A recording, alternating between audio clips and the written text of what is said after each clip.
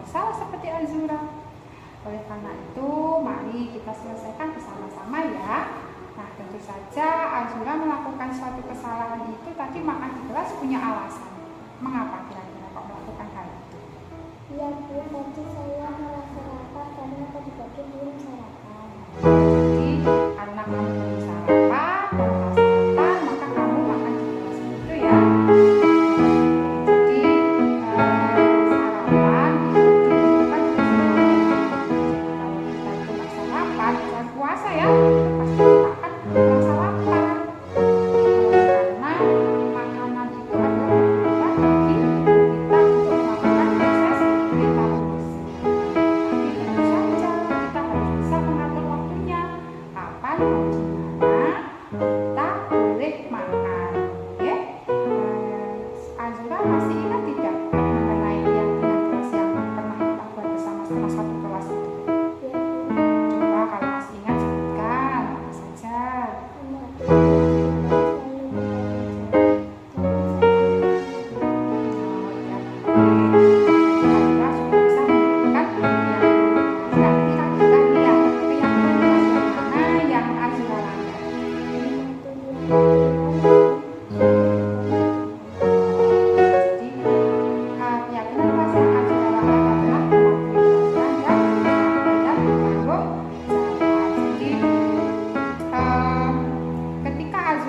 Makan di dalam kelas saat jam pelajaran itu sesuai tidak dengan keyakinan kelas kita. Itu apa yang akan Azura lakukan agar Azura tidak makan di kelas lagi? Saya akan pagi supaya bisa sarapan sebelum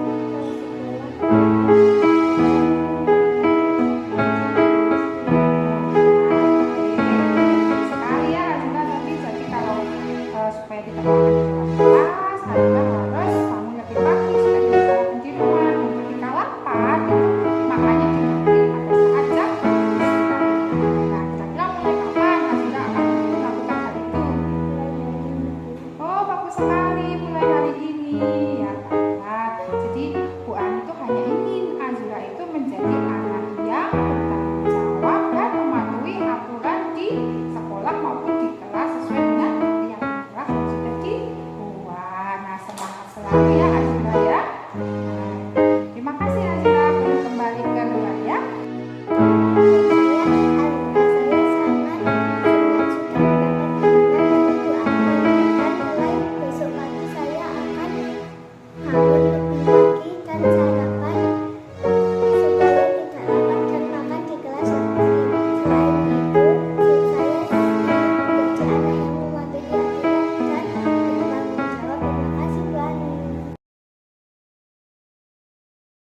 Bismillahirrahmanirrahim.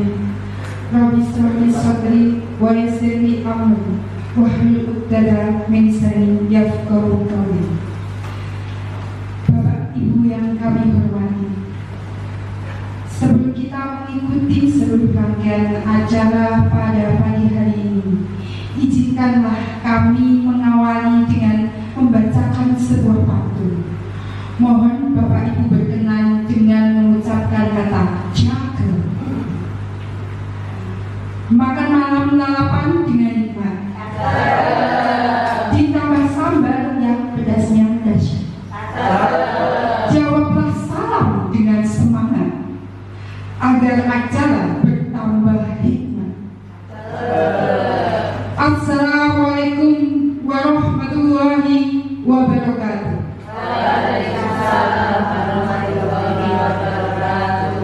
Yang terhormat Kepala Sekolah SD Negeri 2 Jampitjo, Ibu Mulyati SPD SD. Yang kami hormati Bapak Ibu peserta desiminasi yang hadir berbahagia pada pagi hari ini. Puji syukur kehadirat Allah Subhanahu wa Ta'ala yang telah melimpahkan rahmat dan hidayahnya kepada kita semua. Sholawat serta salam senantiasa kita haturkan kepada Rasulullah Shallallahu Alaihi Wasallam yang selalu kita nantikan syafaatnya di yaumul kiamat. Amin amin ya robbal alamin.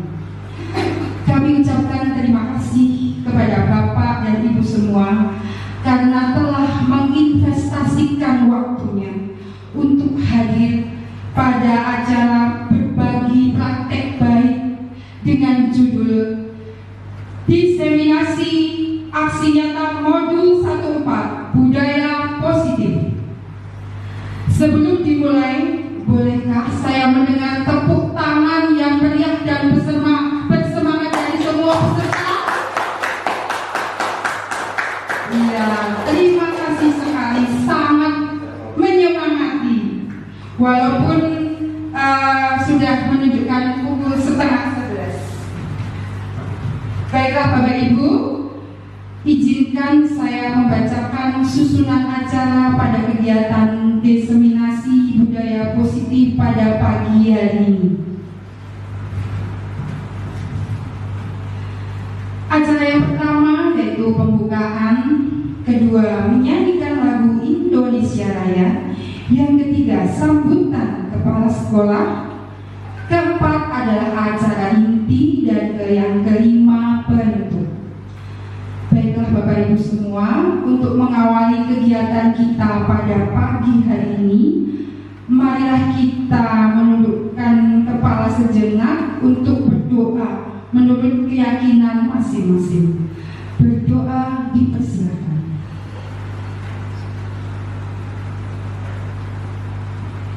Berdoa selesai. Baiklah Bapak Ibu, untuk acara yang kedua yaitu menyanyikan lagu kebangsaan Indonesia Raya yang akan dipimpin oleh Ibu Chandra. Kepada Ibu Chandra disilakan. Monggo Bapak Ibu, saya aturi untuk berdiri.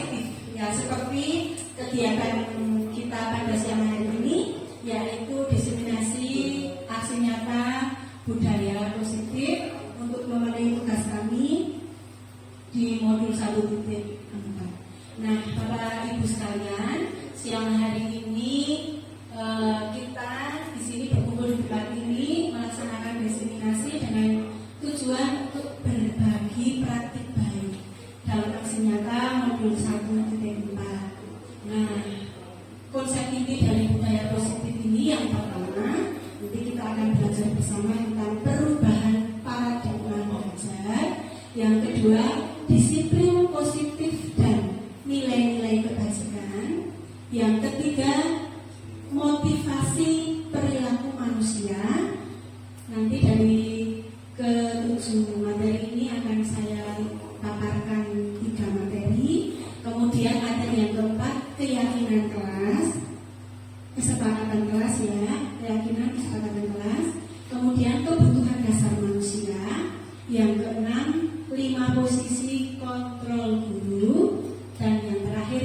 ketiga, restitusi. Nah, kita akan awali dari yang pertama, yaitu perubahan paradigma belajar. Pembelajaran dengan paradigma baru merupakan pembelajaran yang dirancang berdasarkan prinsip pembelajaran berdiferensiasi, sehingga murid belajar sesuai dengan kebutuhannya berdasarkan tahap perkembangannya untuk mewujudkan profil pelajar Pancasila yang di dalamnya ada nilai berkebinekaan global, bergotong royong, kreatif, bernalar kritis, mandiri, beriman, bertakwa kepada Tuhan Yang Maha Esa, dan berakhlak mulia. Nah, Bapak Ibu, di sini pembelajaran diferensiasi di sini ini adalah suatu pembelajaran di mana peserta didik itu dikelompokkan. Jadi ada pengelompokan dalam kelas yang sudah kita laksanakan di awal semester kemarin. Pengelompokan ini dari kata-kata berdiferensiasi itu bukan berarti kita membeda-bedakan murid, itu enggak. Tetap semua anak mendapatkan haknya yang sama di kelas. Guru juga memberikan porsi kepada anak-anaknya itu sama. Nah, berdiferensiasi di sini maksudnya di awal semester untuk SD kita, SD Widoya Bejo, sudah melaksanakan asesmen awal diagnosis ya, tes diagnosis awal itu ya, untuk mengetahui gaya belajar anak. Gaya belajar anak satu dengan yang lain itu berbeda. Nah, kemarin untuk sekolah kita SD Widoya Bejo dari kelas 1 sampai 6 sudah melaksanakan itu. Nah, dari hasil tes asesmen awal itu kita gunakan untuk mengelompokkan gaya berdasarkan gaya belajar anak, kemudian kemampuan anak dalam menerima materi pelajaran, kemudian dalam anak pemahaman mereka. Nah, pembelajaran berdiferensiasi ini ditujukan untuk memenuhi masing-masing kebutuhan pendidik yang kebutuhan peserta didik yang berbeda-beda. Yang saya contohkan di kelas saya mengajar di kelas 5 dan tantangannya cukup besar yang saya hadapi setiap hari. Tapi saya yakin juga ini untuk Bapak Ibu kelas 1 sampai 6 sama. Jadi karena memang ini masih awal semester, jadi setelah kita melaksanakan tes asesmen, kita kelompokkan belajar mereka sesuai dengan tingkatan kemampuan. Nah, kalau yang saya jumpai itu ketika contohnya hari ini ada saya materi pelajaran tentang bunyi, ya, bunyi tentunya indera pendengaran, kemudian sifat bunyi. Nah, tadi ketika saya untuk lembar kerjanya sama, semua anak sama. Tapi karena di awal semester saya sudah melaksanakan asesmen, jadi untuk kelompok anak yang memiliki kemampuan, semuanya memiliki kemampuan, tapi ada kemampuan tingkatan kemampuan yang rendah, sedang, dan tinggi. Nah, untuk yang rendah, ketika dihadapkan dengan LK yang sama dengan anak-anak yang mempunyai kemampuan pemahaman materi yang tinggi, akan kesulitan. Jadi contohnya tadi ketika ada tugas untuk anak-anak yang kurang dalam kurang minatnya dalam menulis, membaca, memahami materi, tapi dia kinestetiknya bagus. Nah, saya di LK untuk dia mendapatkan organ telinga, bagian-bagian yang dia sangat senang sekali. Nah, kemudian ke anak-anak yang pemahamannya sudah tinggi, saya beri tugas juga yang sama, tapi dia dengan kemampuan juga ketika dia menjelaskan kepada guru dan juga kepada teman-temannya, dan ini bagian dari telinga, ini fungsinya, proses peradaban bunyi. Untuk anak-anak yang kemampuannya memang tinggi memang bisa, tapi untuk anak yang kemampuannya rendah kita tidak bisa melaksanakan karena memang sudah kemampuannya sendiri-sendiri. Nah, gambaran garis besarnya pembelajaran diferensiasi itu seperti itu Bapak Ibu. Jadi kita tidak membeda-bedakan murid terlepas itu dari mungkin fisiknya, mungkin anaknya ini jarang mandi atau anaknya ini itu terlepas dari itu, tapi pembelajaran diferensiasi itu kita kelompokkan sesuai dengan tingkat kemampuannya, gaya belajarnya, sehingga kebutuhan mereka itu untuk belajar semua dapat guru terpenuhi. Dan sebenarnya dengan kita melaksanakan pembelajaran berdiferensiasi ini juga memudahkan guru untuk mengetahui sejauh mana anak itu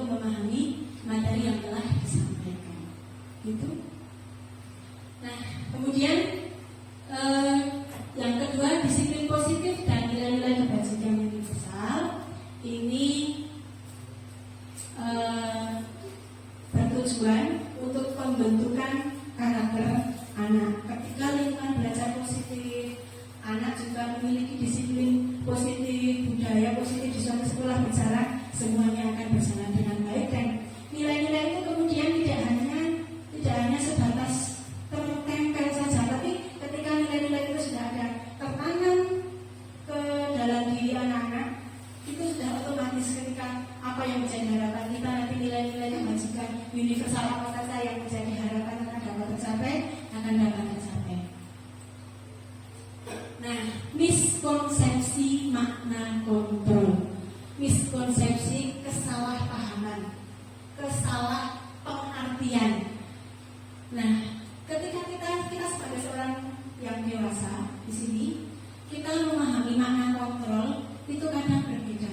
Mungkin tidak hanya Bapak Ibu, mungkin ini saya sendiri juga begitu.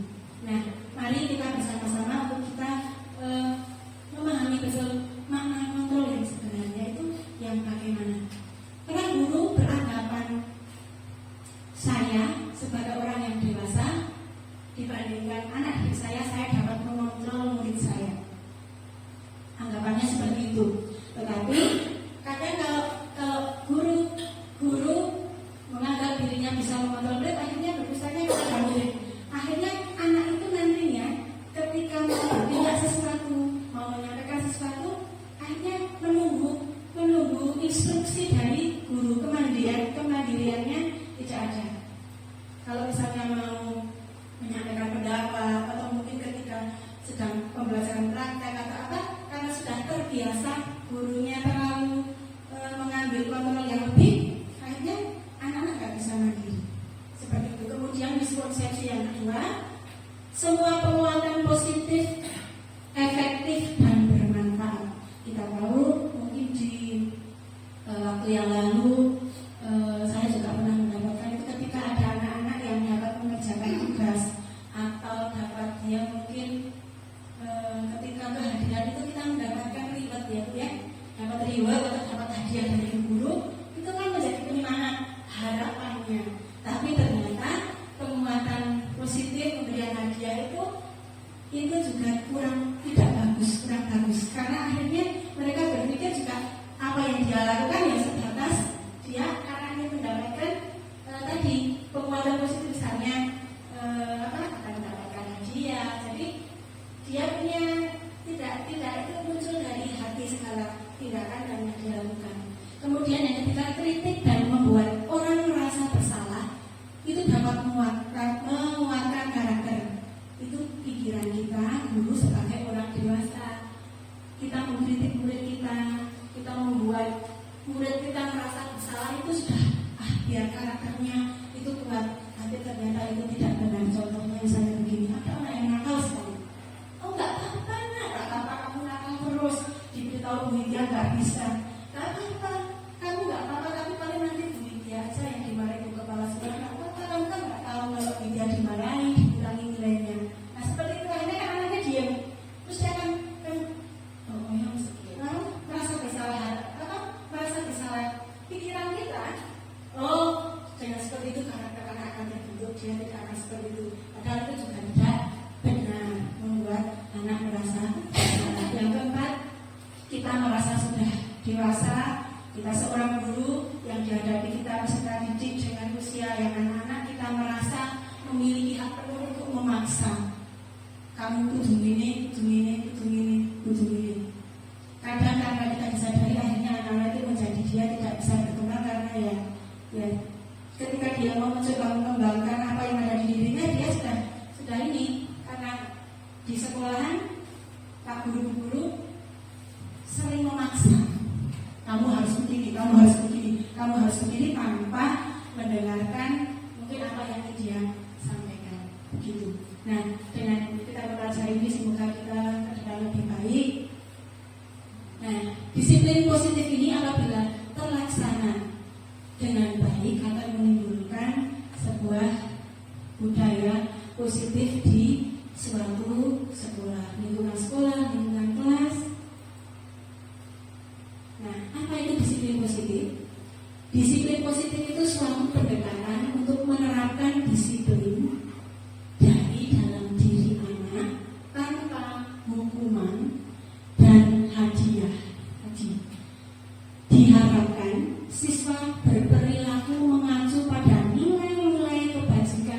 universal, dan memiliki motivasi intrinsik.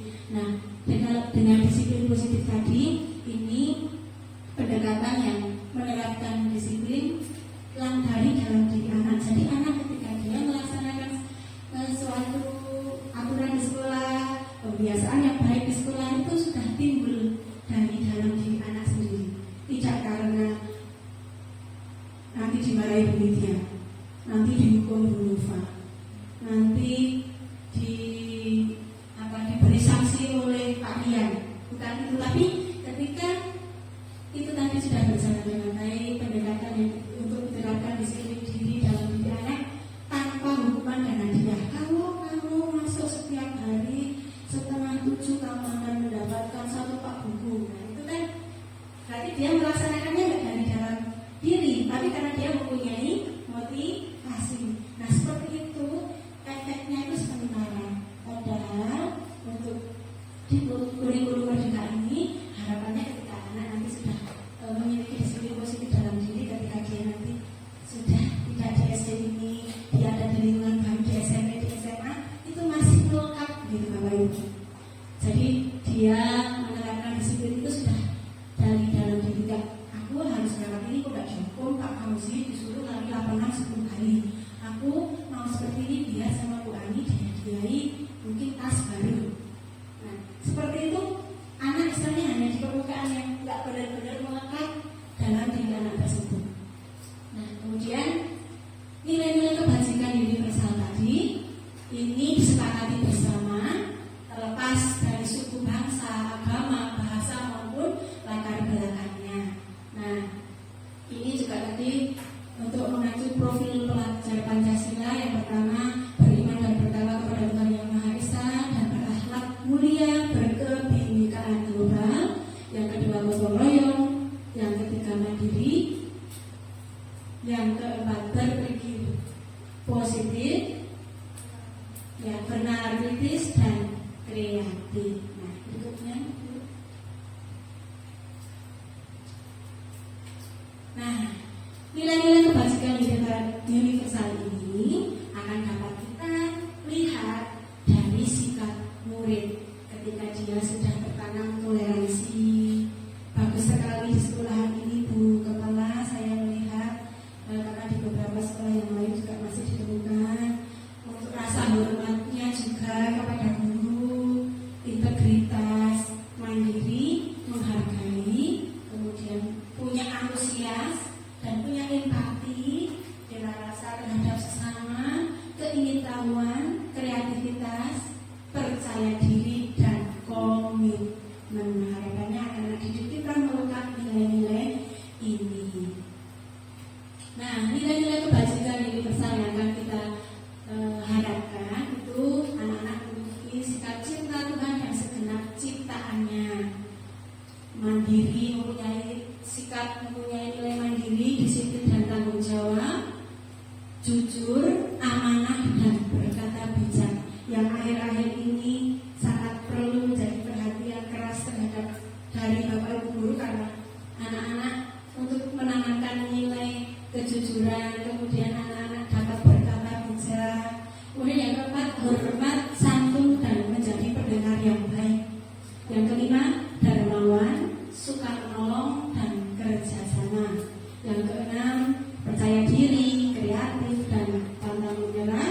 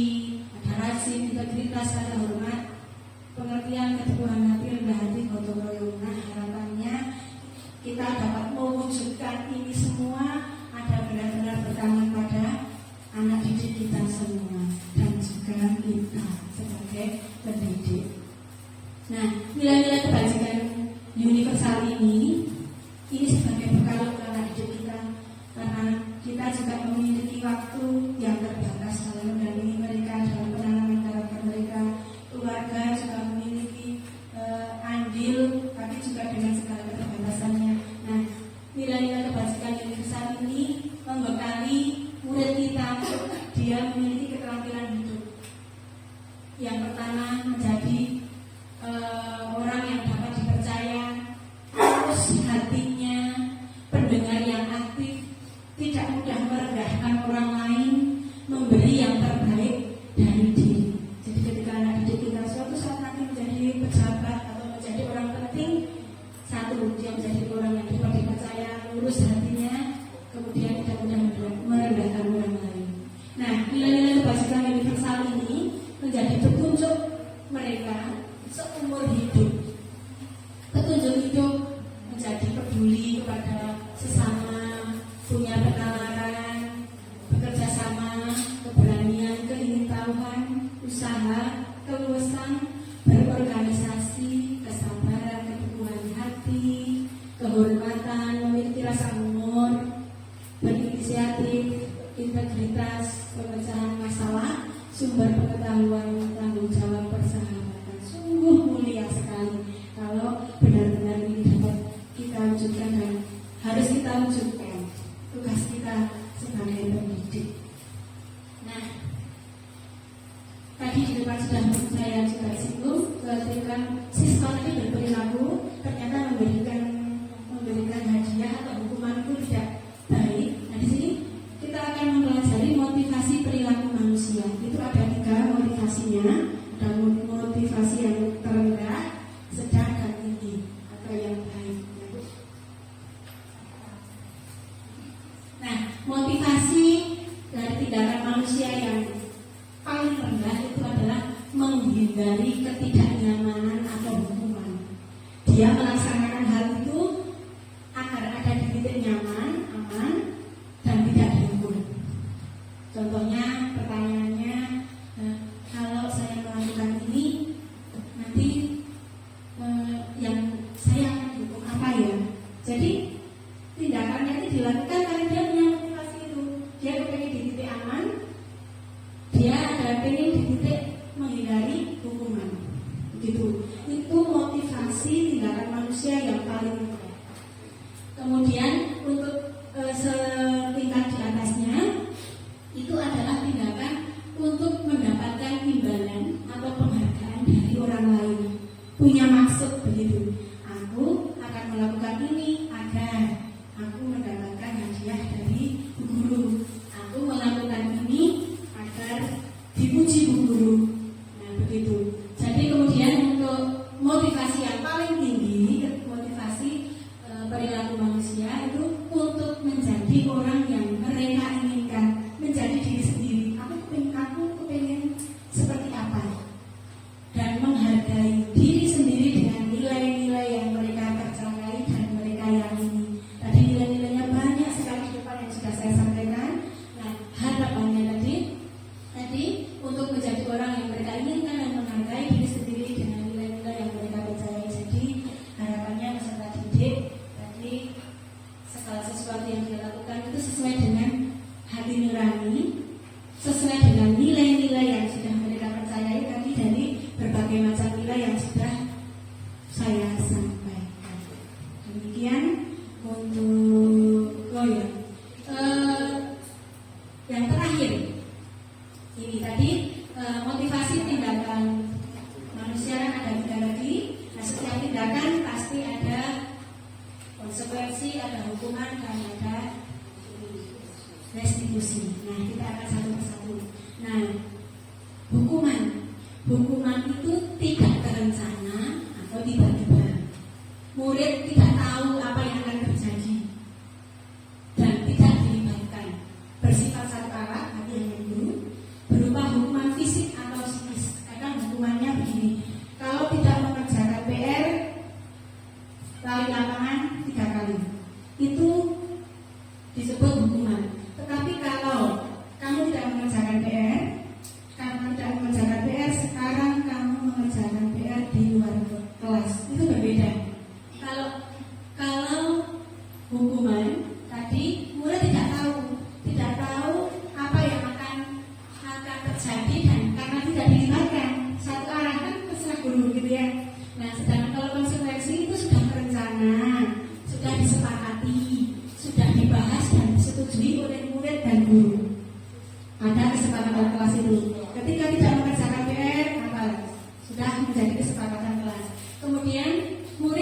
dibuat tetap tidak nyaman. Murid sudah mengetahui bedanya. Kalau hukuman tadi kan dia tidak tahu karena berpusat satu arah, yang tahu hukumannya kan hanya gurunya. Tetapi kalau konsekuensi karena sudah disepakati bersama, sudah berencana, murid akan tahu ketika tidak mengerjakan PR, mengerjakan di perpustakaan, ketika mungkin tidak piket, harus piket selama 2 hari seperti itu. Nah, kalau yang ketiga ini restitusi, adanya kolaborasi untuk mencari solusi atau masalah. Murid akan memperbaiki kesalahan, murid menerapkan keyakinan yang telah diyakini.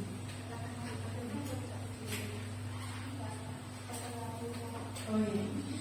Kalau yang sudah saya terapkan untuk restitusi kemarin dengan anak-anak itu ada 3 hari ya, untuk menstabilkan identitas itu juga nanti akan saya sampaikan implementasinya di kelas yang sudah kami terapkan untuk restitusi. Demikian Bapak Ibu, mungkin nanti kalau ada penjelasan yang perlu ditanyakan nanti akan ada sesinya. Demikian Ibu Pembawa acara.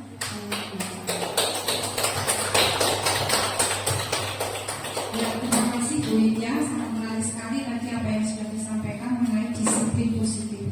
Dan untuk selanjutnya mohon dipersilakan kepada Ibu Nova Bernaliza untuk melanjutkan materi yang keempat dan kelima, dan waktunya mohon di.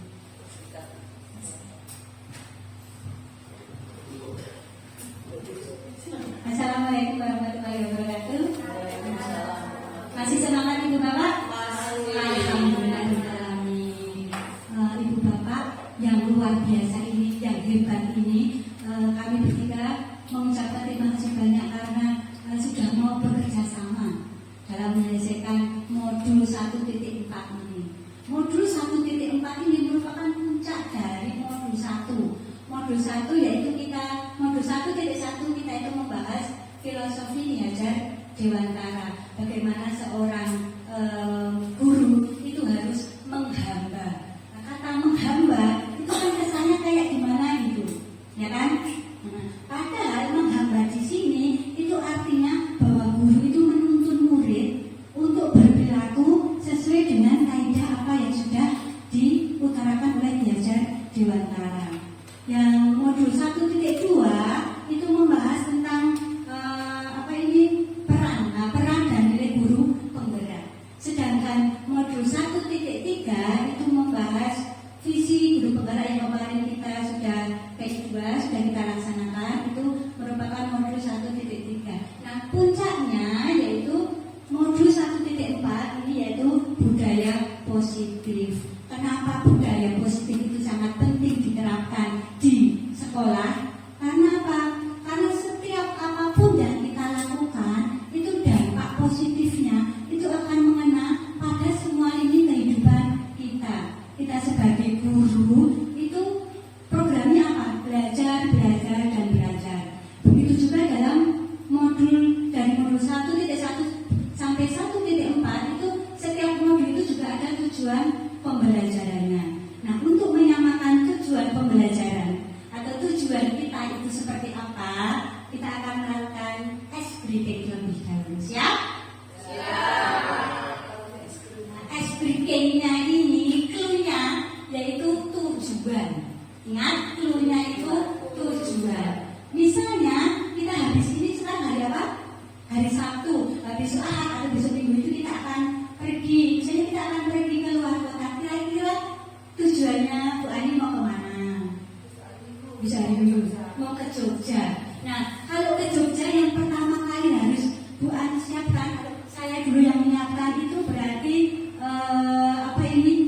Jogja itu di Yogyakarta atau Jogja dulu. Kalian kata Jogja atau Yogyakarta? Di Sleman. Oh, berarti kita ambil Sleman aja ya. Nah, kalau ambil Sleman berarti yang perlu disiapkan yang pertama yaitu sangunya. Setuju? Yang kedua apa? Yang kedua siapa yang tahu yang kedua? Ayo apa? Yang kedua. Tujuan berpergian. Kita kan mau ke Sleman.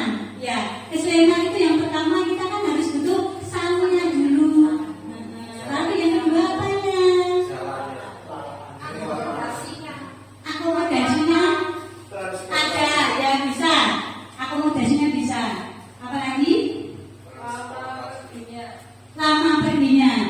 sekali. Kita ganti kotanya lagi, misalnya apa? Bumul mau pergi kemana?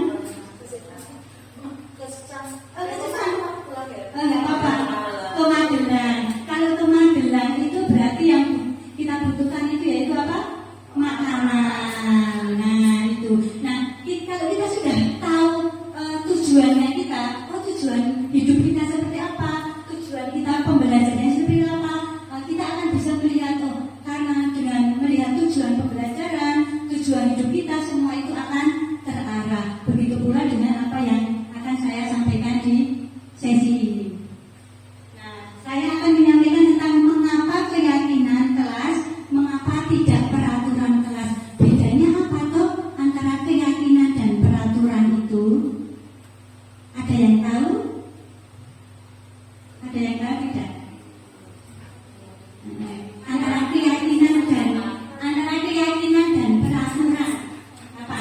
Bu Enike mungkin ada pendapat?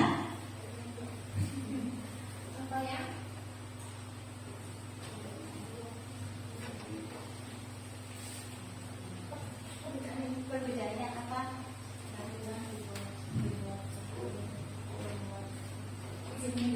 Ya, kalau mungkin ini salah ya nggak apa-apa. Keyakinan itu yang disepakati atau diyakini oleh individunya, tapi kalau peraturan itu mungkin yang disepakati bersama.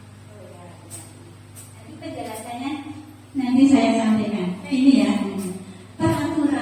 peraturan itu berarti kita yang menentukan itu satu arah, atau sekolah yang membuat peraturan, atau guru yang membuat peraturan. Sedangkan keyakinan itu hasil dari kesepakatan antara guru dan murid. Seperti itu ya, Bapak Ibu. Nah, ini mengapa keyakinan kelas, mengapa tidak peraturan kelas di sini?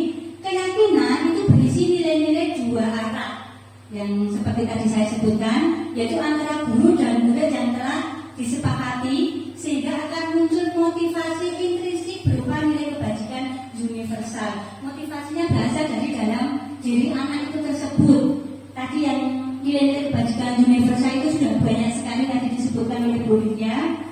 Selanjutnya yaitu dengan keyakinan itu seseorang akan lebih tergerak dan bersemangat untuk menjalankan keyakinannya daripada hanya sekedar mengikuti serangkaian peraturan tertulis tanpa makna. Dengan kita mengadakan keyakinan sendiri itu artinya apa tuh keyakinan itu?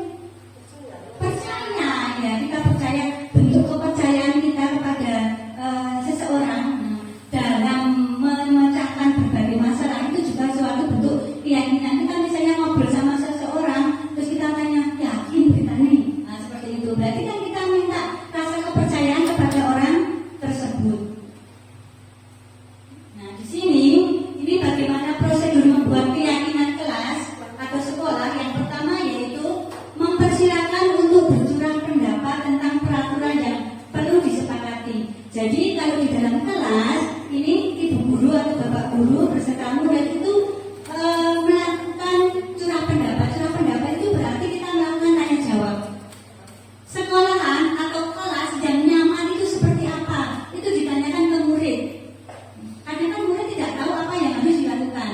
Kalau kelasnya nyaman, kelasnya enak, itu kan belajarnya juga enak. Nah, itu guru menanyakan ke murid, cita-citanya untuk membuat kelas menjadi nyaman itu seperti apa? Nah, itu guru dan murid melakukan curah pendapat. Yang kedua yaitu mencatat semua masukan dari murid itu kita catat semua. Kita analisa semua, kita analisa bareng-bareng. Yang ketiga yaitu menyusun keyakinan dengan mengganti kalimat dalam bentuk negatif menjadi kalimat positif. Dalam hal ini, misalnya dilarang membuang sampah, dilarang jalan-jalan di teras. Ini kata dilarang itu kan kalimatnya negatif. Maka dalam membuat keyakinan atau kesepakatan yang sudah kita sepakati bersama, kalimat-kalimat kata jangan, dilarang itu kita delete, kita hapus menjadi kalimat yang positif. Gunanya apa? Karena setiap memori kita yang negatif itu akan menekan anak, lebih menekan kata jangan daripada kalimat yang positif. Yang dilarang, jangan naik meja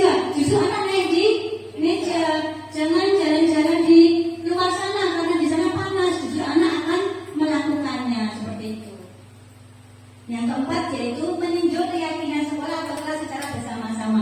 Nah, keyakinan di sini itu kita tinjau. Ini apa untuk anak di kelas ini bermanfaat tidak? Mana yang perlu direvisi, mana yang perlu diperbaiki, mana yang sudah cocok kepada anak, itu kita tinjau bersama-sama.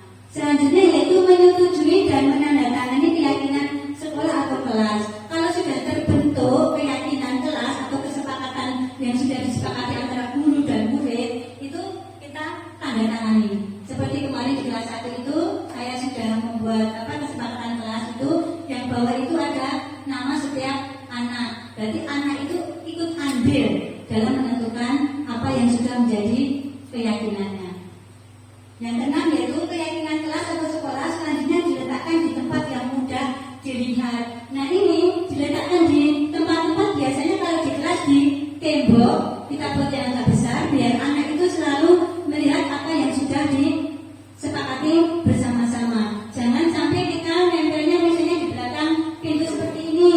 Ini anak tidak akan melihat. Nah, yang namanya keyakinan atau kesepakatan yang sudah disepakati bersama itu tentunya kita harus menindaklanjuti. Apabila ada keyakinan atau kesepakatan itu misalnya berlaku dalam waktu 6 bulan berikutnya boleh nggak diganti? Itu boleh, sifatnya fleksibel. Apapun yang dilakukan anak, apapun yang dilakukan guru, itu karena kita ini berkecimpung dalam dunia pendidikan dan ilmu itu terus bertumbuh dan berkembang. Jadi yang kita lakukan adalah memperbaiki apa yang belum baik, seperti itu.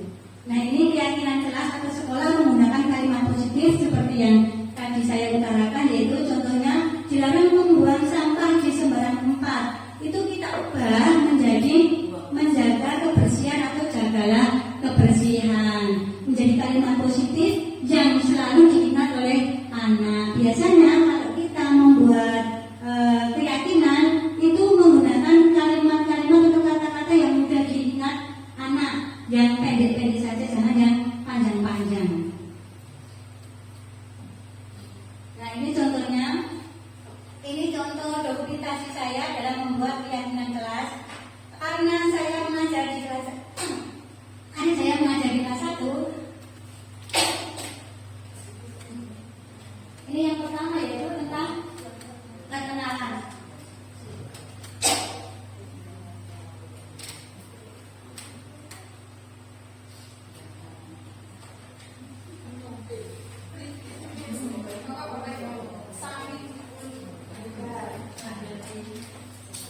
Nah, ini contoh tentang dokumentasi pembuatan keyakinan kelas. Karena saya mengajar di kelas 1, jadi anak itu harus dibimbing bagaimana cara membuat keyakinan kelas. Ini saya menampilkan slide yang pertama yaitu perkenalan. Selanjutnya yaitu contohnya saya menyusun keyakinan yaitu dengan berbagai macam gambar. Misalnya ada gambar anak berangkat sekolah, terus ada gambar jam. Nah, itu anak akan mendeskripsikan ini gambar apa ya, Bu? Anak nanti menjawab atau saya yang memandu. Ini gambar anak berangkatnya sekolah jam berapa ini? Jam 7. Padahal kalau jam 7 itu pelajaran sudah dimulai atau belum. Nah, nanti anak akan belajar bernalar kritis. Anak akan berpikir, Bu, maksudnya kan jam 7. Ya, maksudnya jam 7. Berarti sampai di sekolahan harus sebelum jam 7. Nah, kesepakatannya bagaimana atau keyakinannya bagaimana? Nah, nanti. Terus selanjutnya yaitu nih, anak menulis keyakinannya. Ini dengan panduan berbagai gambar atau slide. Ini anak menulis keyakinannya.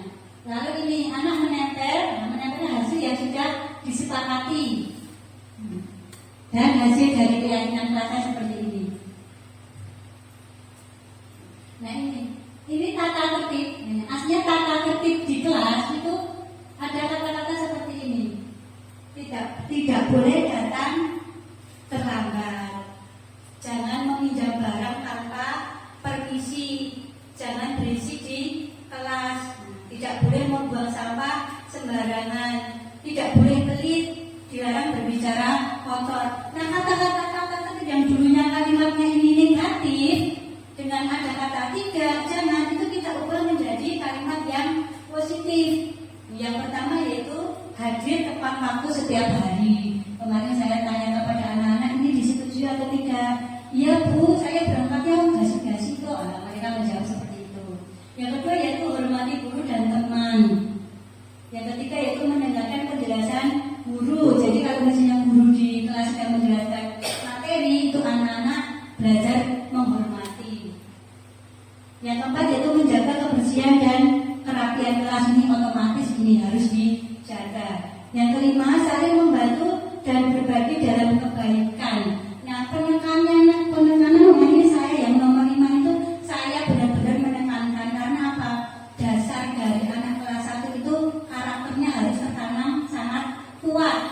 Nah, anak tidak boleh ini ada kata tidak boleh pelit. Nah, harus berbagi makanan, harus berbagi alat tulis, dan itu alhamdulillah dengan menempel atau dengan menyepakati kesepakatan kelas ini satu bulan setelah ini kan saya buatnya waktu 1 minggu MPLS. Nah 1 bulan setelah MPLS itu anak-anak sudah bisa mempraktekkan. Contohnya kayak kemarin itu ada anak yang tidak membawa pensil, itu teman-temannya berebutan, saya ada 2 Bu, saya ada 3 Bu, seperti itu tanpa saya suruh. Begitu juga soal makanan, kemarin ada anak yang kehilangan uang 2.000, lapor ke saya, Bu saya uangnya hilang, saya nggak bisa jajan. Nah teman-teman yang lainnya langsung berbagi, nanti tak jajakin ya, nanti pakai uang saya aja, nanti 2.000 seperti itu. Nah ini nilai-nilai yang harus melekat kepada anak, karena anak akan dibawa sepanjang masa. Selanjutnya itu berbicara baik dan sopan. Nah berbicara baik dan sopan ini juga masuk ke pendidikan karakter. Di kelas 1 saya tanamkan kalau kita berbicara kepada siapapun itu, entah itu teman, entah itu guru, entah itu orang tua, itu harus berbicara dengan sopan. Tidak boleh menggunakan kata-kata yang kasar, tidak boleh menghina satu dengan yang lain. Nah yang kelima yaitu tentang kebutuhan dasar manusia. Kebutuhan dasar manusia, kita setiap manusia itu kan punya kebutuhan. Nah kira-kira kebutuhannya Bu Chandra apa? Kebutuhannya makan, minum. Terus kebutuhannya Bu Khadijah kok lemas belum makan ya? Kebutuhannya Bu Khadijah apa? Kebutuhannya Bu Khadijah uang, dia apa? Itu kebutuhan universal kita semua kan? Makan, minum, uang itu kebutuhan kita. Bagaimana kalau kebutuhan kita itu tidak terpenuhi? Rasanya bagaimana? Uring-uringan, marah, tantrum seperti itu, sebel. Apalagi kalau misalnya kita hari Sabtu ini ingin ngajak suami pergi jalan-jalan, ternyata suami nggak paham apa yang kita butuhkan. Kita jadi apa? Sebel sama suami, uring-uringan sama suami, karena suami tidak tahu atau tidak paham apa yang seorang istri butuhkan. Nah, begitu juga dengan anak-anak kita. Anak-anak kita itu sebenarnya melakukan tindakan-tindakan yang kita anggap anaknya kok nakal tuh, anaknya kok seperti ini tuh. Nah, ternyata ada banyak kebutuhan-kebutuhan yang kita tidak sadari itu anak itu membutuhkan. Kadang kita mikirnya gini, loh ini anaknya kok seperti ini tindakannya, anak kok melakukan A, anak kok melakukan B, anak kok melanggar peraturan. Sebenarnya apa yang ada dalam benak anak? Nah karena apa? Karena kebutuhan dasarnya itu belum terpenuhi. Nah sebagai guru, bagaimana cara kita memenuhi kebutuhan anak tersebut, atau kita memenuhi kebutuhan peserta didik? Kita sebagai pendidik harus bisa memenuhi apa yang menjadi kebutuhan murid kita. Nah di sini ini kebutuhan dasar manusia itu ada berapa ini? 1, 2, 3, 4, ada 5. Yang pertama yaitu ada kasih sayang dan rasa diterima. Kasih sayang dan rasa diterima ini otomatis kita sangat membutuhkan. Ada bertahan hidup. Tadi Mbak Chandra pengen makan, minum itu termasuk bertahan hidup atau survival. Selanjutnya yaitu kesenangan atau fun. Ini kita juga sangat membutuhkan biar kita tidak oleng, tidak stres, ya, tidak memiliki banyak beban hidup. Kita butuh ini kebutuhan atas kesenangan. Selanjutnya yaitu kebebasan. Kebebasan juga sangat penting bagi kita. Misalnya kita perempuan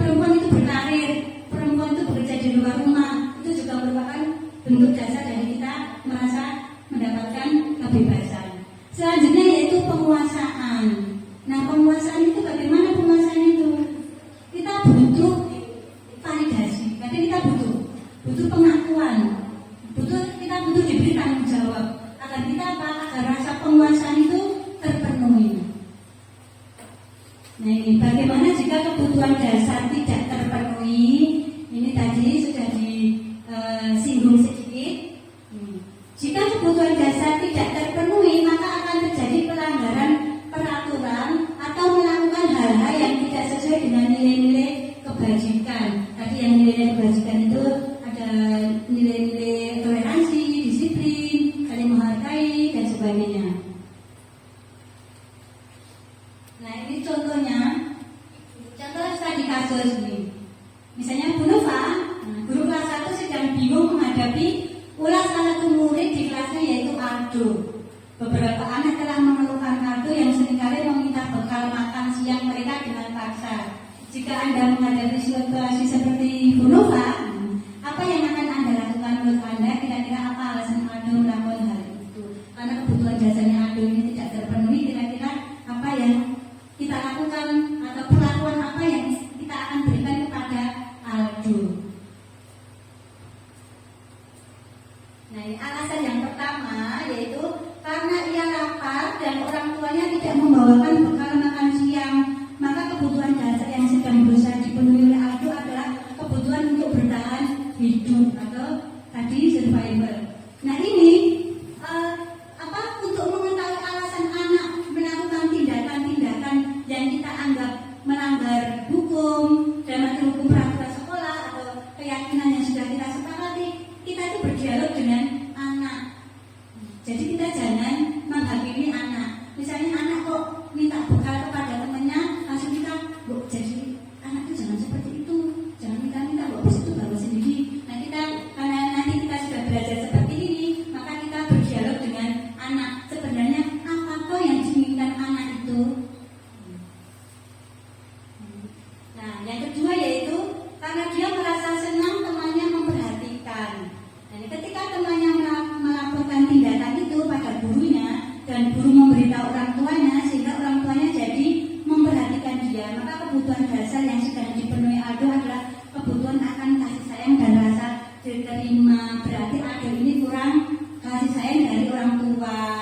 Dan Aldonya jadi berbuat apa? Caper, cari perhatian dengan meminta makan temannya biar gurunya nanti manggil Aldo. Setelah itu terus gurunya memanggil juga orang tuanya. Nah sebenarnya yang dibutuhkan Aldo itu yaitu rasa kasih sayang dan rasa diterima. Kalau kita merasa diterima, kita merasa dihargai, hati kita menjadi apa? Menjadi nyaman. Alasan yang ketiga yaitu karena temannya jadi takut dengan dia dan menuruti keinginannya, maka sebenarnya Aldo sedang berusaha memenuhi kebutuhan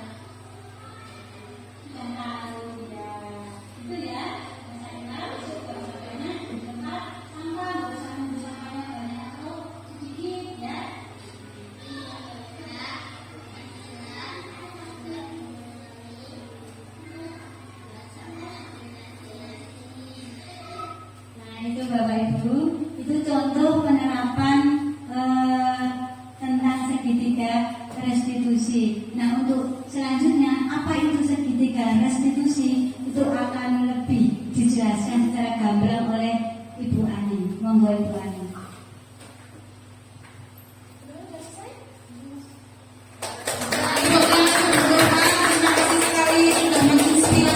Semua dengan video-videonya.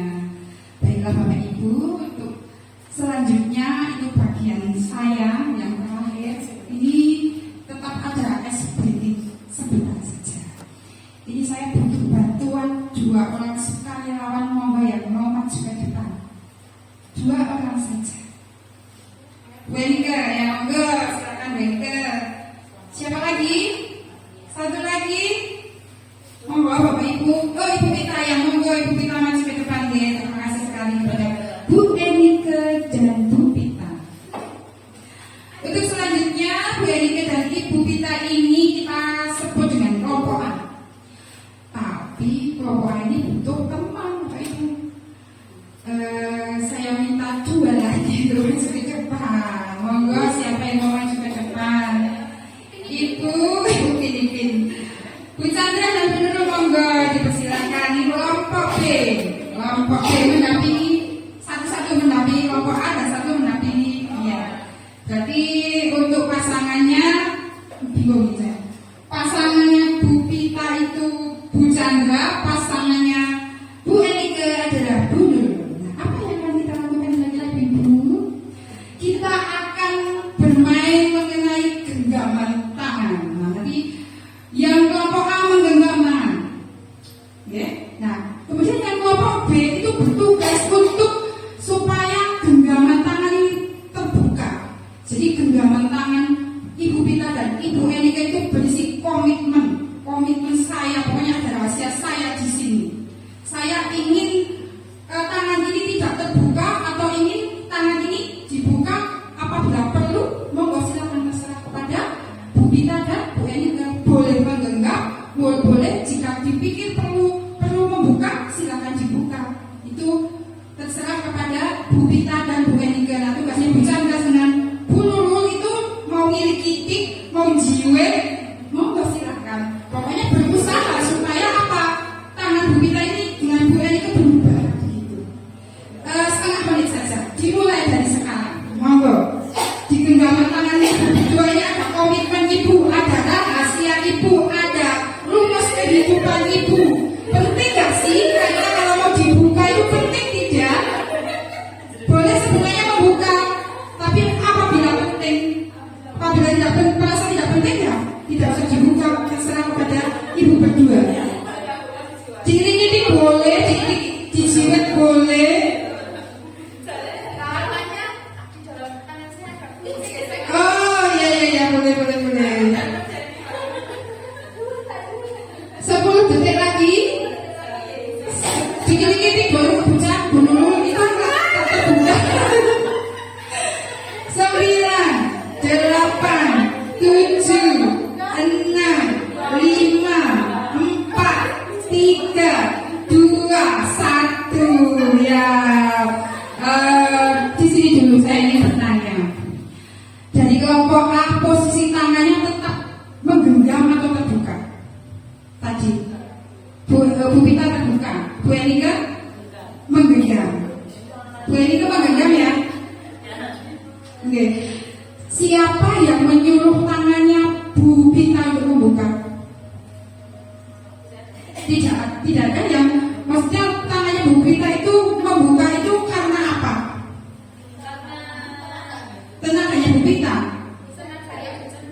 Oh Bu Chandra, berarti Bu Chandra ada suatu reaksi kepada Bu Pita sehingga menyebabkan tangannya Bu Pita kebuka. Bukan dari pribadi Bu Pita sendiri. Aku merasa ingin membukanya kok karena penting. Iya. Oh begitu. Jadi ada motivasi intrinsik dari Bu Pita sendiri bahwa saya membuka tangan itu penting, begitu ya. Nah sekarang Bu Enike. Bu Enike tetap mengepal. Kira-kira itu yang membuat Bu Enike mengepal itu Bu Enike sendiri apa Bu Nurul?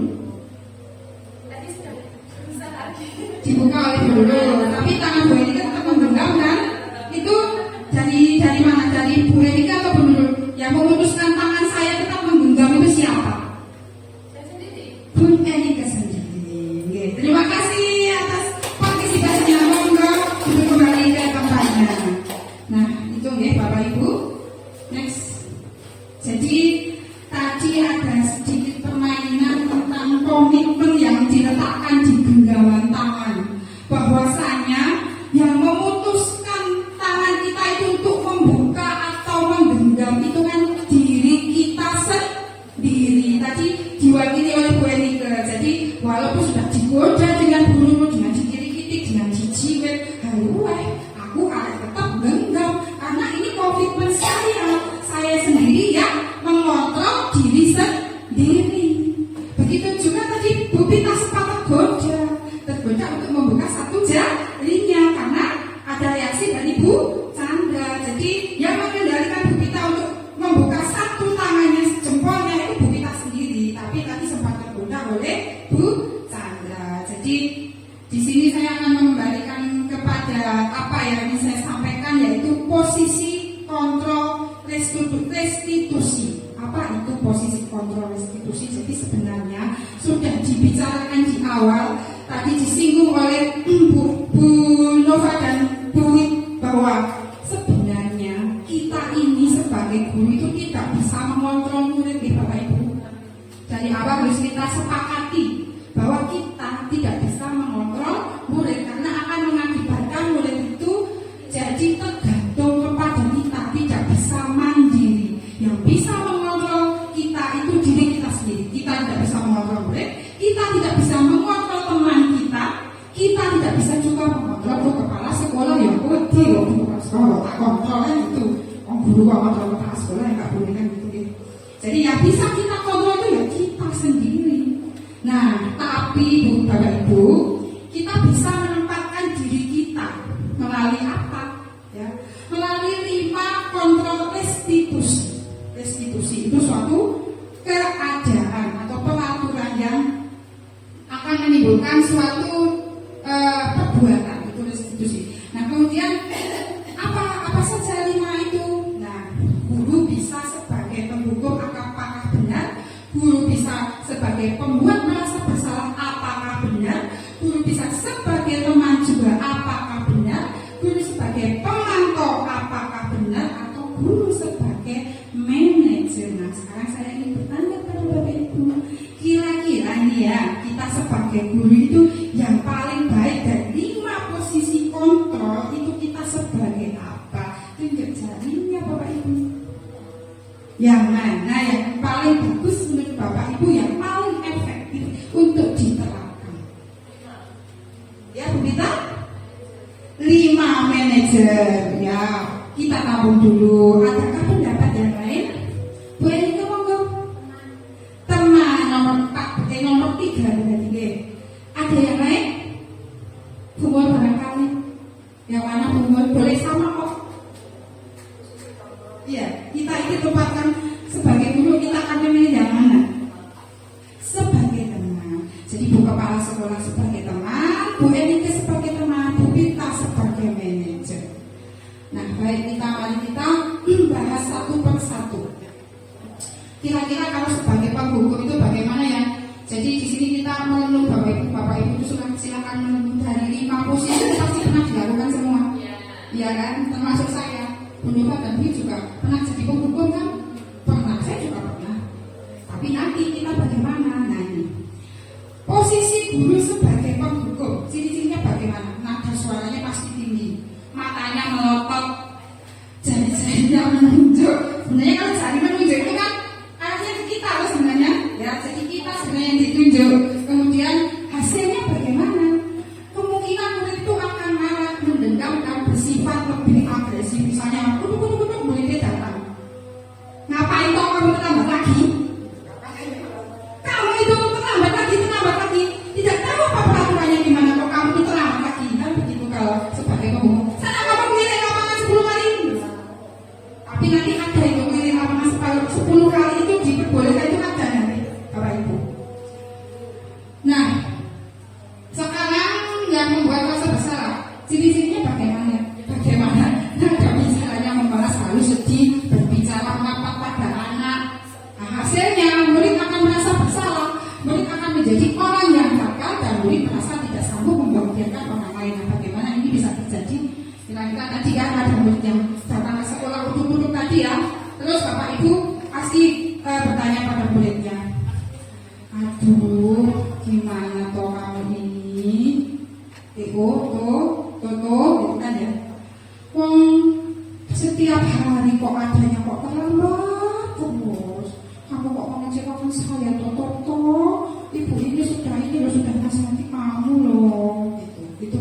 membuat orang itu jadi bersih.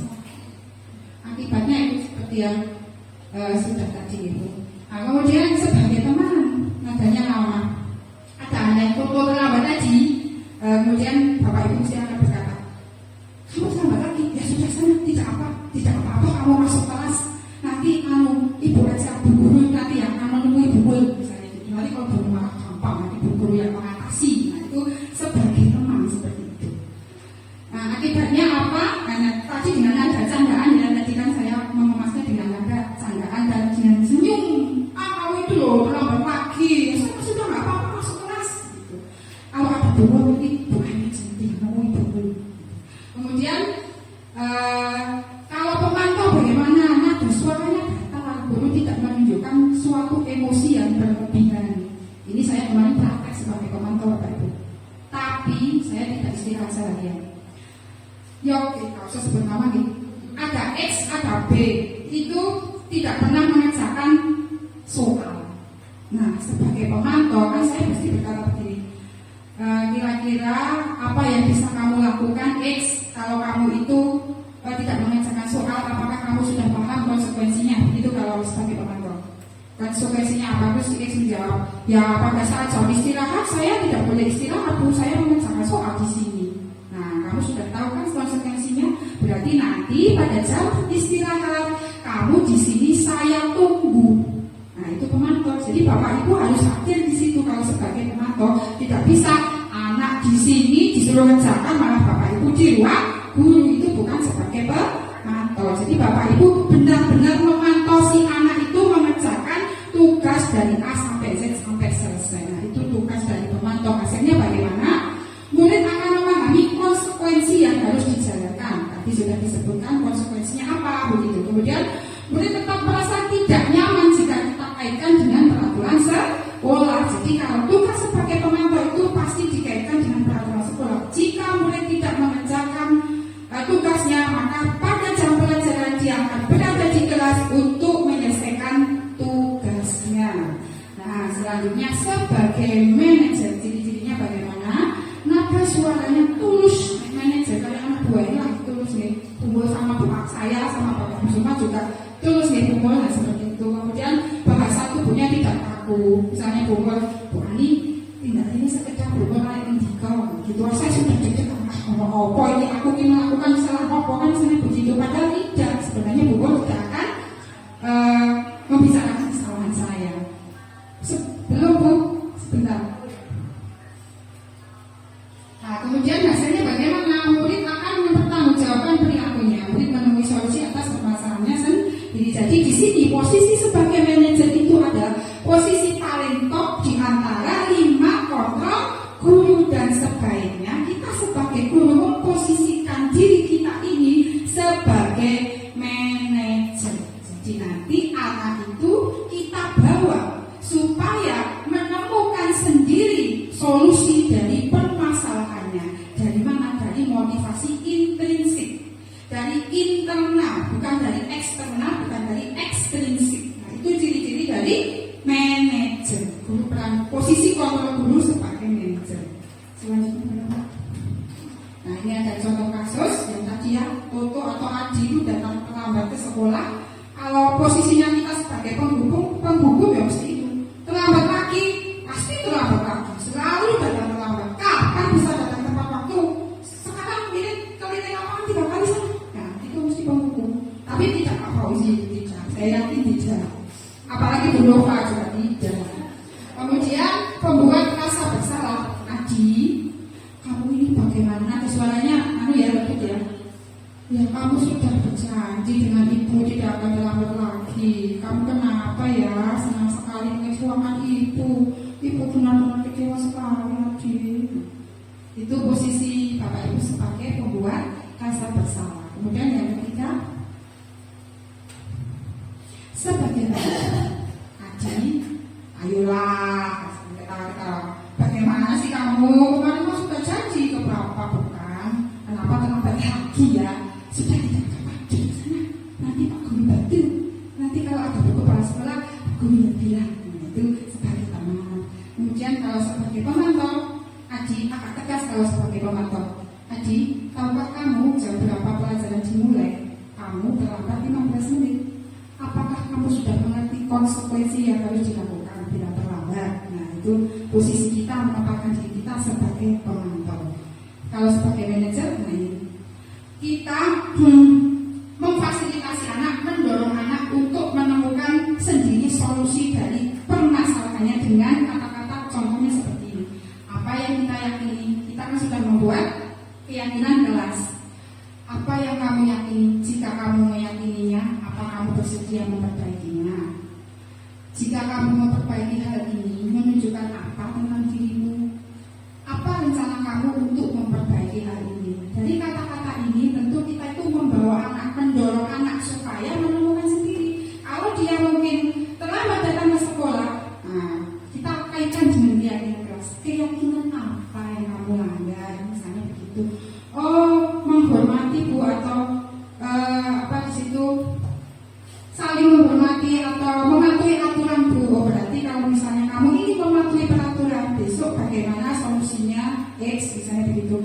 Oh, berarti saya nanti bangunnya agak awal supaya nanti tidak terlambat lagi datang ke sekolah. Nah, dari situ kita sudah mendorong anak untuk menemukan faktor dari pelanggaran yang dia buat, dari faktor intrinsik dari dirinya sendiri. Dia bisa mengatasi permasalahannya, sehingga anak itu menjadi lebih mandiri dan bertanggung jawab. Nah, dari uraian tadi yang saya sampaikan kepada Bapak Ibu, tentu Bapak Ibu sudah bisa menyimpulkan kira-kira dari 5 posisi kontrol itu yang paling efektif kita gunakan adalah yang ke-5 sebagai manajer, bukan sebagai penghukum. Guru tidak boleh menghukum Bapak Ibu. Yang menghukum itu kecuali sudah perbuatan yang vandalisme yang menuju ke anarkis. Nah, itu yang menghukum bukan kita, tapi pihak dari kepolisian. Guru sama sekali tidak boleh dilakukan, itu yang nomor 1. Kemudian pembuat rasa bersalah itu juga kita kalau bisa jangan. Kalau bisa jangan, karena akan membuat anak itu merasa gagal. Kemudian kalau sebagai teman itu mungkin boleh kita lakukan, dan sebagai pemantau juga boleh, sesuai dengan situasi dan kondisinya masing-masing. Nah, dengan cara apa Bapak Ibu kita itu kita memilih 5 posisi kontrol guru itu dengan cara bagaimana? Menerapkannya kepada anak itu dengan cara bagaimana? Nah, dengan cara segitiga restitusi ini. Apa saja itu isinya?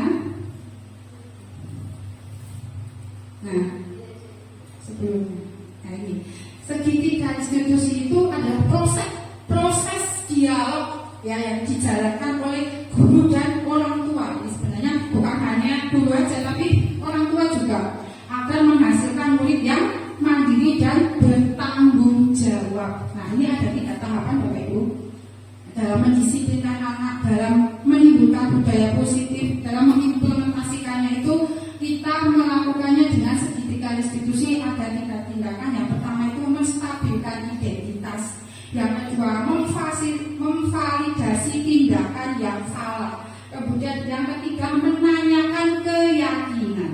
Nah, apa sih sebenarnya itu saya belum tahu Bu. Nah, ini selanjutnya nah, menstabilkan identitas itu tujuannya apa? Menggeser identitas gagal ke identitas sukses. Jadi kalau anak itu berperilaku melanggar keyakinan keras atau melanggar peraturan keras, berarti kan ada yang kurang di dalam diri anak itu. Entah itu dari 5 kebutuhan yang tadi sudah dijelaskan oleh Bu Nova, atau dari 3 motivasi. Misalnya begini Bapak Ibu, yang mudah saja. Saya ini contohnya nggak usah yang lain. Saya datang ke sekolah itu selalu jam pagi misalnya. Menurut teori motivasi, saya yang pertama itu saya takut absen saya merah. Gitu Mbak. Kalau dari teori yang pertama, yaitu menghindari hukuman, menghindari hukuman, itu saya takut kerekod bahwa saya itu datanya kalau datanya siang itu merah. Berarti saya ingin datanya pagi itu karena ingin menghindari hukuman. Kemudian yang kedua itu saya ingin gitu. Berarti itu ini saya dapat ini imbalan toh? Nggak mungkin kan bukan ngasih uang kepada saya. Oh si oleh alam. Oh bu, aku ada kok esok menko di alam bubul misalnya kan gitu. Berarti ini motivasi yang kedua. Kemudian yang ketiga itu motivasi intrinsik, memang dari hati saya, tidak dari siapa-siapa. Saya ingin datang pagi, memang ingin memenuhi kewajiban saya sebagai guru bahwa datang ke sekolah itu sebelum jam 7 begitu. Jadi kita lihat dari situ. Anak kan juga demikian. Nanti sudah dijelaskan sebelumnya, berangkat sekolah itu ingin dialam gurune, nopo takut karena dimarahi atau memang semangat dari dirinya, motivasi dari dirinya bahwa kalau sekolah itu ya harus datang sebelum bel pelajaran. Itu juga berlaku bagi kita, tidak hanya pada anak didik kita. Kalimat yang dapat digunakan yaitu kamu tentu punya alasan melakukan itu. Jadi kemarin itu saya juga mendapati anak yang makan di dalam kelas. Nah itu juga saya tanyakan pasti kepada anak itu, berbuat salah itu tidak apa-apa. Nah itu kalimatnya dari validasi, bukan validasi tindakannya salah, belum yang menstabilkan identitasnya ini. Berbuat salah itu tidak apa-apa, Bu. Guru pun dulu juga pernah berbuat salah. Semua orang itu pernah berbuat salah, tidak hanya kamu. Nah anak kan sudah beda kalau begitu kan. Kalau kamu itu makan, itu melanggar peraturan kamu itu bla-bla-bla, itu kan nanti anak malah takut. Tapi kalau salah itu tidak apa-apa. Semua orang itu pernah berbuat salah. Begitu pun guru. Nah, anak sudah pede. Kalau anak sudah pede, berarti mengganti identitas dari gagal menjadi sukses. Dia nyaman dengan kita. Jadi ketika kita melanjutkan langkah-langkah selanjutnya, pasti anak itu akan menuruti apa yang kita ucapkan. Kalau sudah pede, sudah nyaman, enak akan menjadikan anak seperti apa itu kan sudah enak. Itu namanya menstabilkan identitas. Kemudian selanjutnya validasi tindakan yang salah tadi.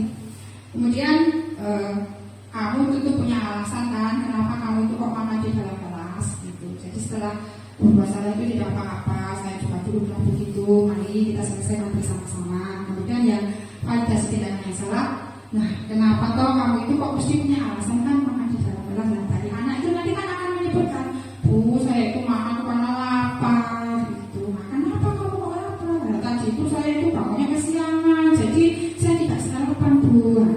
Gitu. Namanya validasi tindakan yang salah. Yang ketiga itu menanyakan keyakinan. Keyakinan itu adalah apa yang sudah disepakati ketika membuat keyakinan kelas. Kalimat yang digunakan biasanya, nah keyakinan kelas apa yang sudah kita sepakati?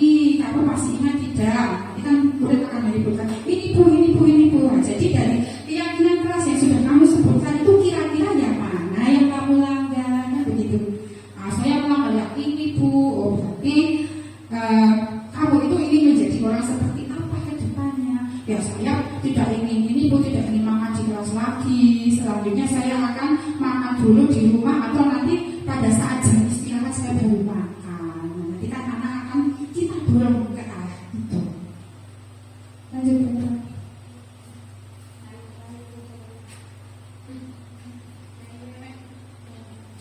Contoh dari yang sudah saya buat video amatiran.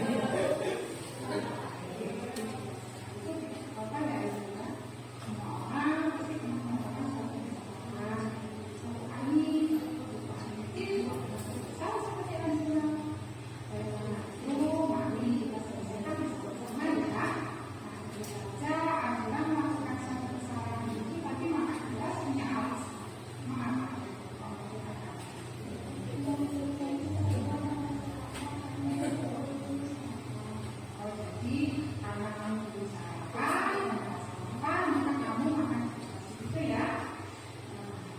Jadi sarapan itu dibutuhkan oleh semua orang. Kalau kita belum sarapan, kalau puasa ya, itu pasti kita akan merasa lapar. Karena makanan itu adalah kebutuhan bagi tubuh kita untuk melakukan proses metabolisme. Tapi tentu saja kita harus bisa memilihnya kapan dan di mana kita boleh makan. Ya. Anda masih ingat tidak mengenai keyakinan yang pernah kita buat bersama-sama di kelas?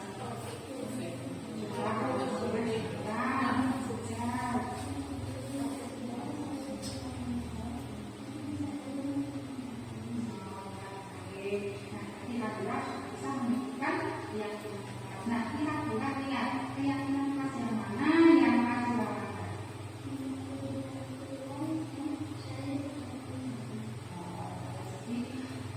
Keyakinan kelas yang akan dilakukan adalah mematuhi aturan dan sabar dan bersambung jawab. Jadi ketika Azura makan ke kelas saat jam belajar itu sesuai tidak dengan keyakinan kelas? Itu apa yang akan Azura lakukan agar Azura tidak makan di kelas?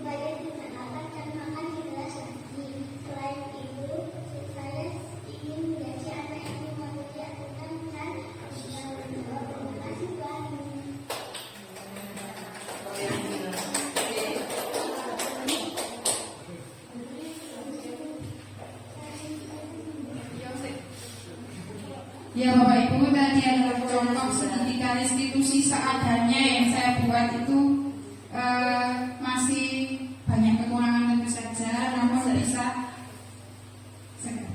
namun bisa menjadi bayangan bagi Bapak Ibu kira-kira apa nanti yang akan saya lakukan, kemudian posisi kontrol yang mana yang akan saya gunakan untuk menangani kasus anak-anak didik Bapak Ibu guru semua. Tadi saya sempat menyinggung bahwa sebenarnya lari lapangan 10 kali misalnya itu sebagai hukuman atau apa begitu ya Pak sih. Itu kalau dilihat dari mata pelajaran saya kalau ada anak datang terlambat kemudian saya suruh lari lapangan itu kan posisi guru sebagai penghukum tadi ya. Nah itu tidak boleh karena tidak ada kaitannya. Apa kaitannya datang terlambat dengan lari di lapangan? Tidak ada kaitannya. Tapi kalau dari pelajarannya Pak Fauzi, nah itu bisa jadi konsekuensi. Mengapa? Karena di dalam pelajaran PJOK itu kan ada lari atau atletik ya Pak Fauzi. Jadi sebelumnya Pak Fauzi sudah membuat keyakinan atau kesepakatan dengan anak didik bahwa nanti kalau yang datang terlambat konsekuensinya itu lari lapangan 3 kali begitu. Jadi konteksnya sudah berbeda ketika di kelas di mata pelajaran dengan saya ataupun ketika pelajarannya Pak Fauzi. Bisa jadi keliling lapangan itu bukan merupakan suatu hukuman, tapi adalah lebih ke konsekuensi. Jadi konsekuensi itu anak sudah tahu bahwa nanti kalau melakukan suatu pelanggaran akan mendapatkan ini begitu. Dan sudah disepakati bersama. Sudah dari kamu? Oke.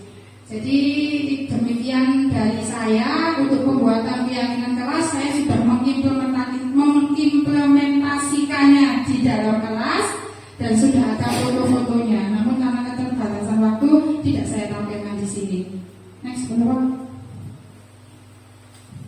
Next dilewat itu. Nah ini seperti tadi. Nah pertanyaannya dulu.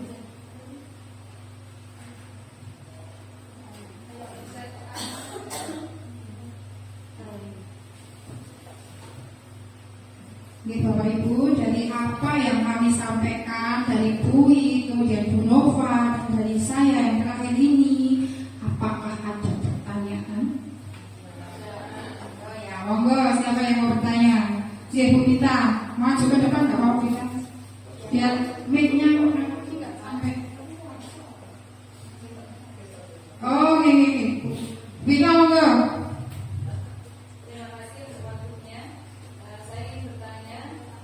Bagaimana jika sebagian besar guru belum memahami miskonsepsi pertanyaan tentang kontrol dan masih melakukan hal-hal yang merugikan murid?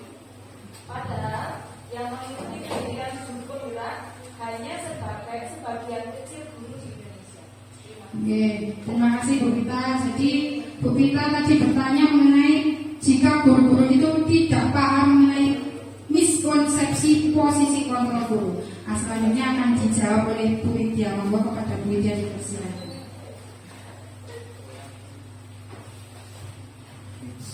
Terima kasih Bu Widya atas pertanyaannya. Apabila masih ditemukan dijumpai ya Bu, beberapa guru masih kurang paham tentang posisi kontrol guru tadi. Ini apalagi yang mengikuti guru penggerak ini memang seluruh Indonesia, mungkin di suatu sekolah sudah belum banyak itu dengan acara seperti ini dengan praktik baik guru yang sudah mengikuti guru penggerak. Dan alangkah lebih baiknya lagi untuk Bapak Ibu guru yang belum mengikuti program guru penggerak, kami misalkan untuk mengikuti program ini karena sangat bagus sekali menambah pemahaman kita. Demikian, mungkin dengan berbagi praktik baik Ibu kita ya, untuk teman-teman yang sudah memahami 5 posisi kontrol guru ini. Demikian, terima kasih. Ya, terima kasih kepada Ibu Widya yang telah menjawab pertanyaan dari Ibu Pita. Bagaimana, sudah terjawab apa belum Ibu Pita? Bahwa kita harus besok mudah-mudahan Bapak Ibu semua bisa ikut program guru penggerak kata 12. Jadi kita sama-sama bisa berbagi praktek. Tepuk tangan untuk Bu Pita dan Bu Widya dan Bu Pita semua. Selanjutnya yang kedua, Ibu Nurul, silakan Bu Nurul.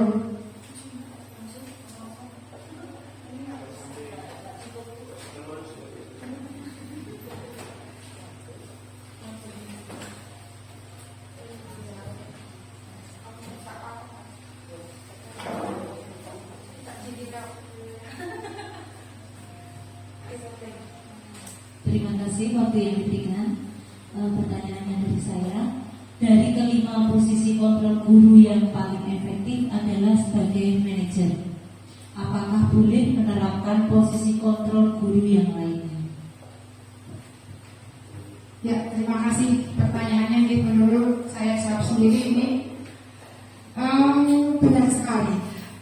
Posisi kontrol guru yang paling efektif itu adalah sebagai manajer.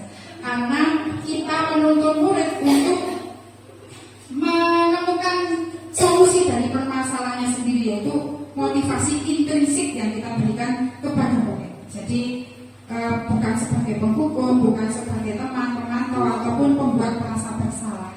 Namun jika kondisinya itu tidak ideal atau kurang ideal, Bapak Ibu itu bisa menempatkan posisi Bapak Ibu sebagai teman atau pemantau, asal jangan yang penghukum dan pembuat rasa bersalah. Karena kalau keduanya kita akan mengganti identitas yang tadinya sebenarnya bisa sukses menjadi gagal.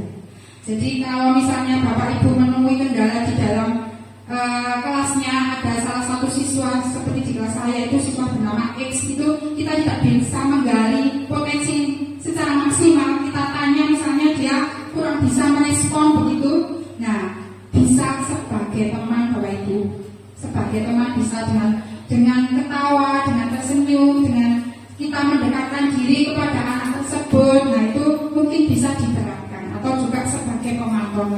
yaitu sebagai pemantau kita harus benar-benar menunggui sampai anak itu selesai melaksanakan konsekuensinya. Kalau pemantau kan kita ada konsekuensi yang harus dia kerjakan karena dia melakukan suatu pelanggaran. Tapi sebaiknya jika kondisi ideal sebagai manajer, kalau kondisinya tidak ideal sebagai teman atau pemantau. Seperti ini Bapak Ibu, ketika kita itu nyetir mobil ketika banjir, itu kan kurang ideal kondisinya.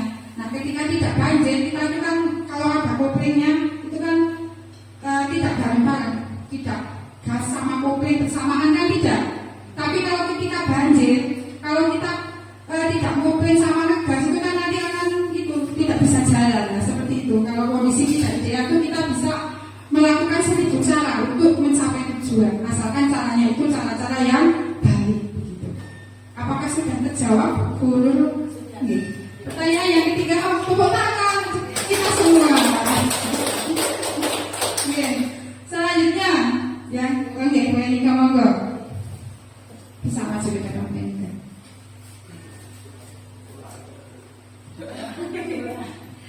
Ya, terima kasih Bu Ani atas waktu yang telah diberikan kepada saya. Tadi kan sudah ada pertanyaan dari Bu Kita untuk Bu Lydia, kemudian Bu Nurul untuk Bu Ani, dan sekarang saya mau bertanya untuk Bu Nurul. Seperti yang tadi saya diberi pertanyaan oleh Bu Nurul, apa itu keyakinan kelas dan juga peraturan sekolah? Nah, sekarang saya mau bertanya Bu, gantian nggak apa-apa ya? Nah, yang saya ingin tanyakan, di suatu sekolah itu kan sudah ada peraturan atau aturan tata tertib sekolah yang sudah dibuat dan juga disepakati oleh seluruh warga sekolah. Nah, kemudian anak-anak selaku warga dari sekolah tersebut juga sudah memiliki atau sudah membuat keyakinan kelas. Nah, dengan seiring berjalannya waktu, anak-anak itu lebih dominan ke keyakinan kelas daripada ke peraturan kelas. Kemudian yang ingin saya tanyakan, Bu Nova, apakah peraturan sekolah atau apakah peraturan sekolah itu bisa diganti dengan keyakinan kelas? Terima kasih.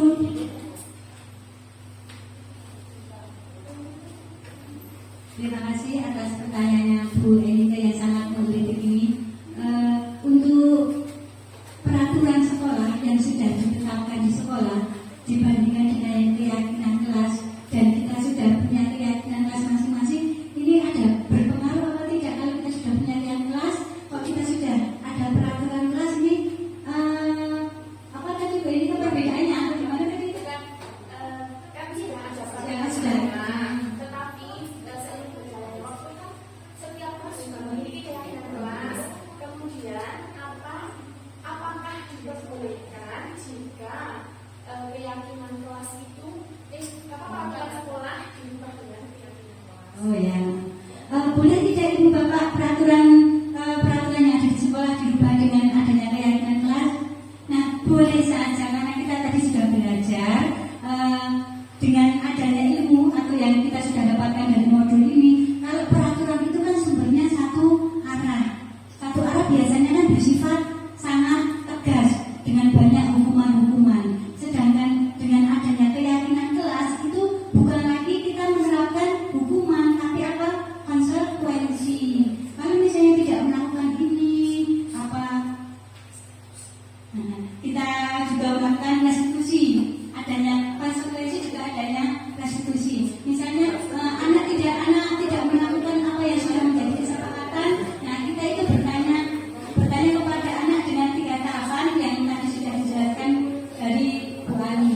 Untuk ini keyakinan kelas, karena ini sudah menjadi kesepakatan bersama.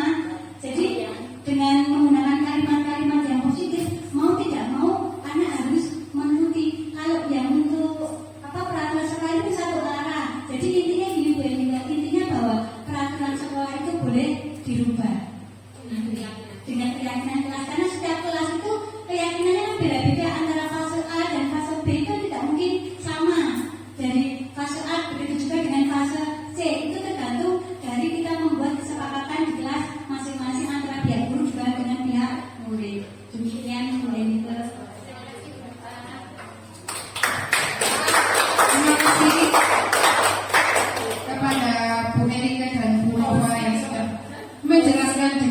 sangat jelas sekali. Sudah terjawab ya Bu Erika? Sudah. Tadi sudah bertanya, kemudian sampailah kita pada penghujung acara di kegiatan kita pada pagi hingga siang hari ini, yaitu refleksi bahwa seorang guru yang baik itu harus memiliki kemampuan dalam mewujudkan budaya positif di sekolah.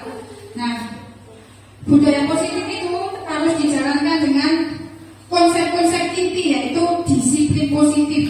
Disiplin positif itu diambil dari mana? Dari nilai-nilai kebajikan universal yang beraneka ragam itu. Nah, salah satunya itu adalah profil pelajar Pancasila, karena kita tidak bisa menerapkan nilai-nilai kebajikan universal yang sangat banyak, ada IBO, ada primary, ada macam-macam itu tadi. Nah, mengapa kita memilih profil pelajar Pancasila? Karena ini dapat diukur Bapak Ibu. Nah, nilai-nilainya dapat diukur ketika kita itu pada akhir semester ada nilai rapor di situ. Nah, di situ tercantum profil pelajar Pancasila yang dapat kita ukur. Jadi kita tidak usah sulit kalau kita misalnya mau yang nilai kebajikan, sebenarnya boleh nilai kebajikan yang lain, tapi belum diukur di pendidikan kita yang sudah difasilitasi oleh pemerintah itu adalah profil pelajar Pancasila. Jadi kita mengambil nilai kebajikan untuk mengimplementasikan disiplin positif dari profil pelajar Pancasila sesuai dengan kurikulum Merdeka belum. Kemudian juga motivasi perilaku manusia yang ada kita itu tadi, dari yang paling bagus diri sendiri, kemudian mendapat imbalan, ataupun yang satunya adalah mendapat hadiah. Kemudian keyakinan kelas itu sudah disepakati bersama. Nah, di sini nanti akan menimbulkan suatu hal yang positif di dalam kelas kita. Dan selanjutnya adalah ketika anak melakukan suatu kesalahan atau perbuatan yang melanggar peraturan, itu tidak langsung kita justifikasi, tapi lihatlah mengapa anak tersebut melakukan hal itu. Jangan-jangan karena kebutuhan dasar manusianya belum terpenuhi, yang 5 tadi, yang kasih sayang, kemudian penguasaan, kesenangan, kebebasan, dan cinta dan rasa diterima. Jadi kita harus tahu kira-kira mengapa si anak didik kita itu melakukan suatu pelanggaran. Nah, kemudian caranya bagaimana ketika anak itu sudah melakukan suatu pelanggaran untuk mengganti identitas gagal menjadi identitas sukses. Nah, dengan cara kita melakukan posisi kontrol guru dan segitiga restitusi. Nah, itu antara lain. Ya, saya Eko Usiadayani mewakili kita bertiga mohon undur diri. Mohon maaf atas segala kehilafan yang kami lakukan di sini. Jika kurang berkenan mohon maaf. Billahi taufiq wal hidayah. Assalamualaikum warahmatullahi wabarakatuh.